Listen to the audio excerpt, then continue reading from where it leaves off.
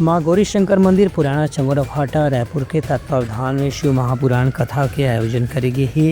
ये महापुराण कथा के वाचक पंडित गिरीश शर्मा भगवान शंकर से स्वयं कष्ट सहन करे के बाद दूसर के कल्याण करे के जौन गुप्त क्षमता है ओला ग्रहण करे बर लोगन मन से अपील करी।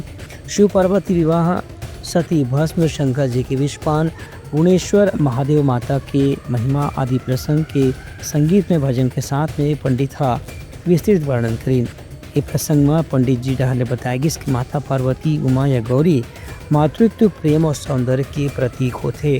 उनका मूल नाम उमा हवे, लेकिन हिमालय पर्वत मैना रानी पुत्री होने के कारण इनला पार्वती के जाते। सर्वोच्च हिंदू देवी परमेश्वरी पराशक्ति के स्वरूप होने के स्थिति पार्वती की हिंदू धर्म में विशेष महत्व हवे। पंडित गिरीश शर्मा कहन कि शिव पार्वती के मिलन से ही पूरा ब्रह्मांड की रचना होते। उनकर आशीर्वाद से ही दुनिया के कल्याण होते। ब्यूरो रिपोर्ट उत्तलंघा न्यूज़।